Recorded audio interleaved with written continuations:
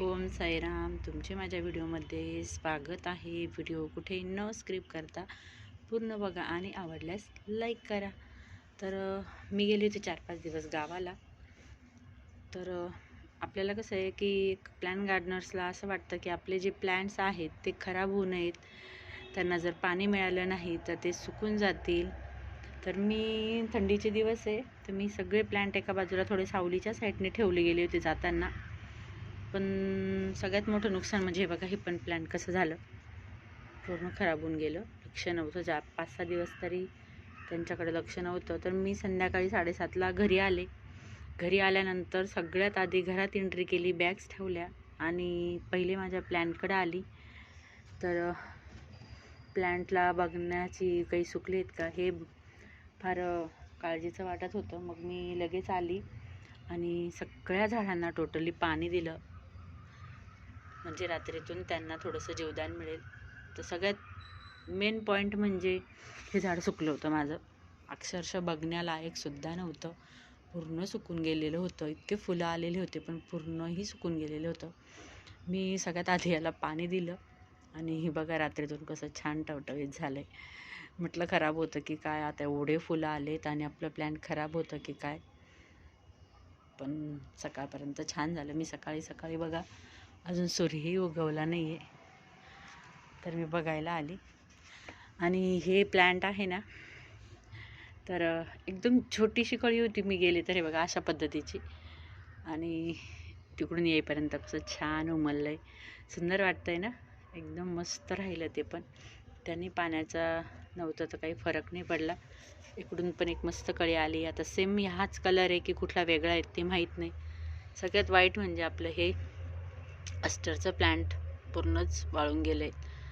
मला फारच वाईट वाटलं. पण चला, खालून एक प्लॅन्ट फुटलेले आहेत त्याच्यामुळे ओके, आपल्या गार्डनमधून ते प्लॅन्ट काही जाणार नाहीत. हे पण खराब झालं, थोडंसं वाळून गेलं ते. बाकी आपले सगळे प्लॅन्ट चांगले आहेत. थंडी असल्यामुळे एवढा काही परिणाम झाला नाही, पण इट्स ओके. सगळे प्लॅन्ट मी एकदम जवळजवळ ठेवले होते की जेणेकरून एकमेकांच्या उभेने आणि ते खराब होणार नाहीत. तर हे बघा, हे आपलं गजानिया, भरपूर कळ्या आलेल्या आहेत. गजानियाचं एक खासियत असं आहे की ते रात्रीचं मिटून घेतं तर सकाळी परत हे उमलतील. इकडून पण कळ्या आहेत, हे बघा, याला पण भरपूर अशा कळ्या आलेल्या आहेत. तर छान वाटतंय. हे माझ्या एका ओळखीच्या ताईने मला ह्या काड्या दिल्या होत्या. काड्या कसल्या आहेत माहीत नाहीत, पण हे बघू शकता त्याला पण फुलं येऊन गेलेत. हे बघा, इकडून सुकलेत आणि हे एक आहेत. काडी तर खूप छान फुटली, इकडची तर काही फुटली नाही आहे, पण हिला एकदम मस्त असं कोंब आला आहेत. फुलं पण येऊन गेलेत, पण फुल कसलं आहेत मला जरा ऑनलाईन चेक करावं लागेल. ते बघ, हे पण काहीतरी मातीतून उगलेत, काय बघूयात. त्याच्यानंतर बघा, भरपूर अशा कळ्या आल्या आहेत. मस्त सुंदर झालं आहेत आणि एकदम छान वाटतंय. सगळीकडं कळ्या. त्याच्यानंतर हे बघा, हे पण प्लॅन्ट थोडं खराब झालं आहे, पण इट्स ओके, काही प्रॉब्लेम नाही. आपण त्यांना आता पटापट सगळं देऊन नीट करूयात हे आपलं छानपैकी. तर इकडं बघा तुम्ही, सगळ्यात जास्त आनंद मला इथं झाला आहे की हे जे मोगऱ्याचं झाड आहेत ना, हे पूर्णच खराब झालं होतं. पूर्ण पावसाळ्यात जास्तीचं पाणी असल्यामुळे तर मी तोडून पण टाकत होते, पण तोडण्याची इच्छा होत नव्हती. तरी मी इथपर्यंत काडी चेक करत तोडत आली होती बघा. पण मी 4-5 दिवस नव्हते, त्याला पाणीही नव्हतं, तरी तुम्ही बघा इतकं सुंदर असं फुटलं आहेत. ही निसर्गाची किमया आहेत, नाहीतर मी झाड तोडून टाकणार होते. पण एकदम छान, मला तर फार आनंद झाला आहे, एकदम मस्त वाटतं आहे. तर मी गेली होती गुजरातमध्ये. तर आपल्याकडं कसं आहे की काहीतरी वेगळं कुठे काही दिसलं की आपल्याला लगेच घ्यावं वाटतं. मी सापुताऱ्याच्या पुढे गेल्यानंतर तुम्हाला सांगते, इतक्या काही नर्सऱ्या होत्या, खूप प्रमाणाच्या बाहेर नर्सऱ्या होत्या. रस्त्याने जाताना मला असं वाटत होतं की किती झाडं घेऊ आणि किती नाही.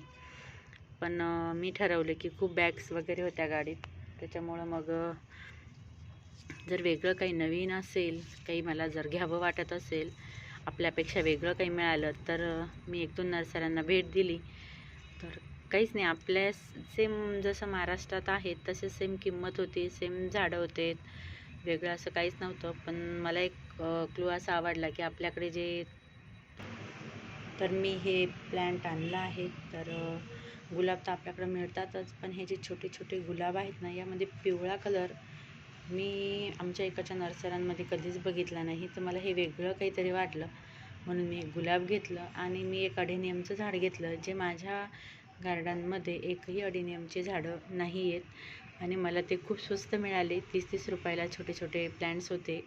मी तुम्हाला माझ्या व्हिडिओमधून दाखवलं, आता मी ते खाली ठेवले. तर मला ते आवडले म्हणून मी झटपट अडेनियमचे एवढे स्वस्त मिळाले म्हणून पटकन 4-5-6 प्लॅन्ट घेतले. मेन म्हणजे त्याला फुलं आलेली नाहीत, पण बघूयात आता वेगवेगळे कलर निघत आहेत की एकच सारखेच कलर निघत आहेत हे काही आपल्याला माहीत नाही, पण मी घेतले. त्यानंतर इकडं मला दाखवते कलांचू वगैरे. थोडेसे पाणी नसल्यामुळे थोडंसं यांचंही बारीक बारीक बघा, थोडं सुकल्यासारखे वाटत आहे तिकडे आतमध्ये. हे बघा गळायला लागलेत, सुकल्यामुळेच ना थोडी फुलं गळायला लागले, पण ठीक आहेत. सगळे झाड एकदम छान आणि मस्त राहिलेत. तर चला बघू.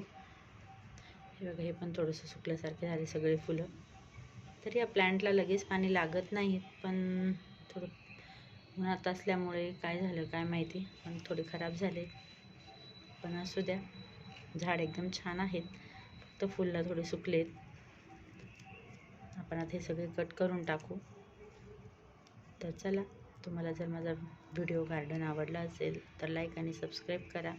भेटू पुढच्या व्हिडिओमध्ये. बाय.